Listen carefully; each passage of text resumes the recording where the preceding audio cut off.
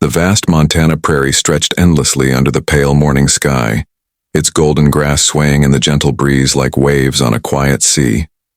Daniel McKay had been riding fence lines for 3 days, checking for breaks in the wire that kept his cattle from wandering into the wilderness.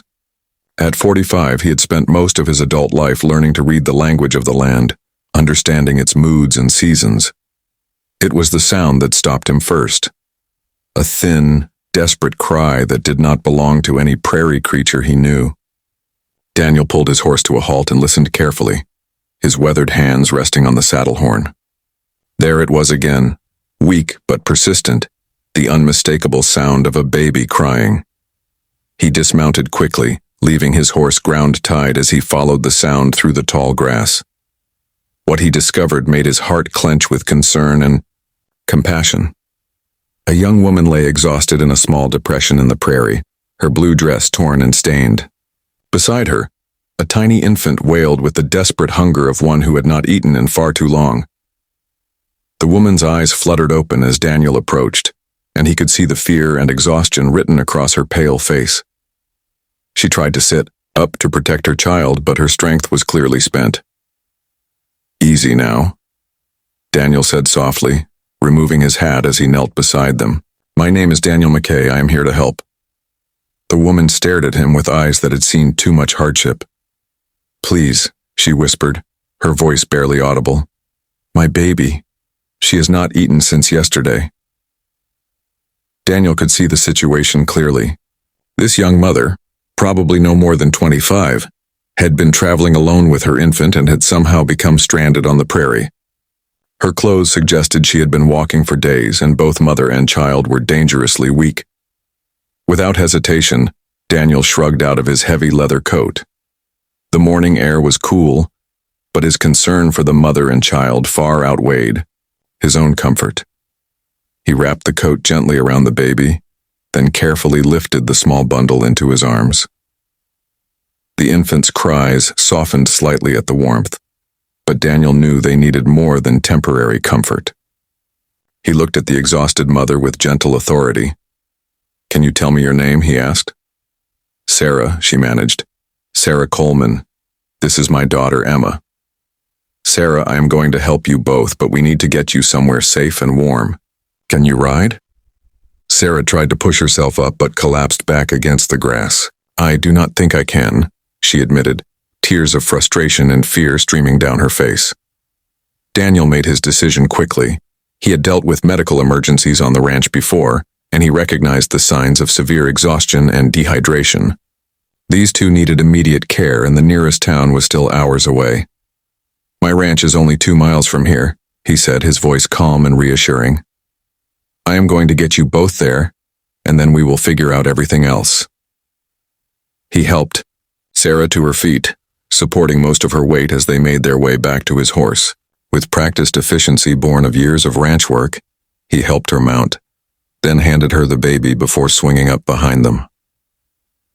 The ride to his homestead was slow and careful. Daniel could feel Sarah swaying in the saddle, her exhaustion making it difficult for her to stay upright. He kept one arm around her waist to steady her while she clutched little Emma protectively to her chest.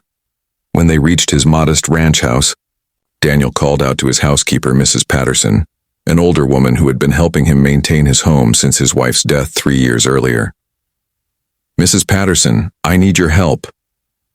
The gray-haired woman emerged from the house, took one look at the situation, and immediately understood. "Bring them inside," she said without question. "I will prepare the guest room." Daniel carried Sarah into the house while Mrs. Patterson took charge of baby Emma.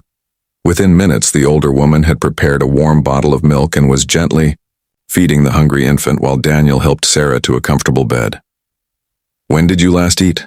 Daniel asked Sarah as Mrs. Patterson brought her a bowl of warm broth. 2 days ago, maybe 3, Sarah replied weakly. "I lost track of time." Over the next few hours, as Sarah regained some strength and baby Emma slept peacefully in a makeshift crib Mrs. Patterson had prepared, the full story emerged. Sarah had been traveling west to join her husband, who had promised to send for her once he established himself in California.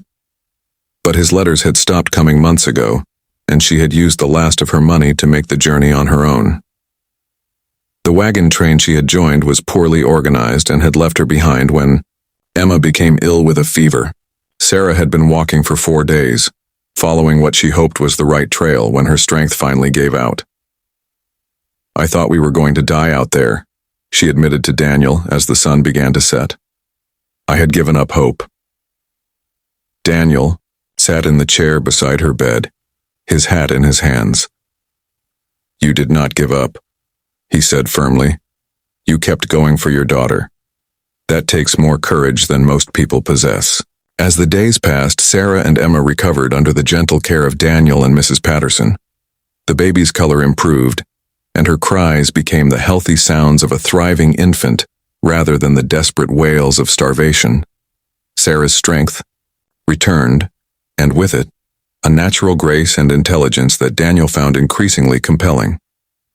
"I need to continue west," Sarah said one evening as they sat on the porch watching the sunset. "I need to find my husband, or at least learn what happened to him." Daniel had been dreading this conversation, though he knew it was inevitable. Over the past week, he had come to care deeply for both Sarah and little Emma. The house felt alive again with their presence, and he realized how much he had missed having a family. "I have been thinking," he said carefully. "Winter is coming, and traveling with a baby in the cold months would be dangerous. Why do not you stay here until spring? You and Emma are welcome for as long as you need." Sarah looked at him with gratitude and something deeper that made his heart quicken. "You have already done so much for us. I cannot continue to impose on your kindness." "It is not imposition," Daniel replied quietly. "It is what neighbors do for each other, what decent people do when someone needs help." He paused, then added with gentle honesty, "And if I am being truthful, having you both here has reminded me what it feels like to have purpose beyond just taking care of cattle and land." Sarah was quiet for a long moment, watching Emma sleep peacefully in her arms. "What if my husband is still alive? What if he is looking for me?" "Then we will help you find him when the time comes," Daniel said simply. "But for now, you and Emma are safe, and that is what matters most." As winter settled over the Montana prairie, Sarah and Daniel discovered that sometimes the most unexpected circumstances can lead to the most profound connections. Their relationship grew slowly, built on mutual respect, shared responsibilities, and the daily kindness of two people learning to trust again. By spring, when the time came to make decisions about the future, Sarah realized she had already found what she had been seeking all along. Not just safety and security, but a home with someone who had seen her at her most vulnerable and had responded with nothing but compassion and strength. Little Emma took her first steps in Daniel's ranch house, and her first word was, "Daddy," as she reached for the man who had rescued them both from the wilderness and given them a new beginning, filled with love.